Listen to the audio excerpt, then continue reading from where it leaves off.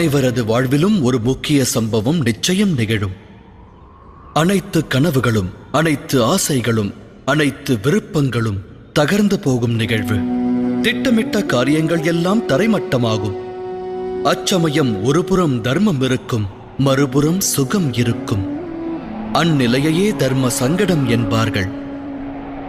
தர்ம வழியினை மேற்கொண்டால் சங்கடம் உருவாகும். தர்மத்தினை தியாகம் செய்தால் சுகம் கிட்டும். சற்றே சிந்தியுங்கள்.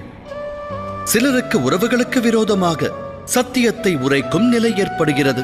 தரித்திரம் தலைவிரித்தாடும் வேளையில் இலகுவாக களவாடும் மார்க்கம் சிலருக்கு புலப்படுகிறது. ராஜ்யத்தை ஆளும் ஸ்தானத்தில் வீற்றிருக்கின்ற ஒரு நாட்டின் அரசன் மூலமாக சில வேளைகளில் அதர்மம் பிறக்கிறது. பலரது வாழ்வில் இது போன்ற நிகழ்வுகள் நிகழ்கின்றன. ஆனால் பலர் இதுபோன்ற நிலைகளை தர்ம சங்கடம் என்னும் ரூபத்தில் காண்பதில்லை. நல்வழி யாது என்பதை அவர்கள் ஆலோசிப்பதே கிடையாது. ஈக்களின் கூட்டம் இனிப்பினால் கவர்ந்து இழுத்து வரப்படுவதைப் போல அனைவரும் சுகமார்க்கத்தை தேடுகிறார்கள். ஆனால் உண்மையில் தர்ம சங்கடம் என்னும் க்ஷணம் இறைவனாகப்பட்டவன் விலகும் க்ஷணமாகிறது. உருவான இன்னலை கண்டு பயம் கொள்ளாமல், சுகத்தினால் ஈர்க்கப்படாமல் தர்ம வழியில் திடமாக நின்றால் எல்லாம் வல்ல இறைவனின் நல்லருள் விலகிச் செல்லாது.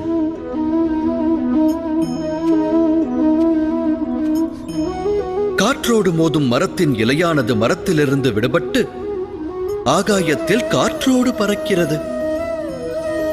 காற்றுக்கு தலைவணங்கும் புல்லானது பூமியிலேயே நிலைத்திருக்கிறது. தர்ம சங்கடத்தின் வேளையில் நாம் சங்கடத்திலிருந்து விலகினால் சுகமானது கிட்டும், வாழ்வு ஆனந்தமாகும். ஆனால் எதிர்காலத்தில் விரக்தி உண்டாகும். ஆன்மா தரித்திர நிலையை பெறும். இறைவன் அருளிலிருந்து வெகு தொலைவு செல்ல நேரிடும். சிந்தித்து செயலாற்றுங்கள்.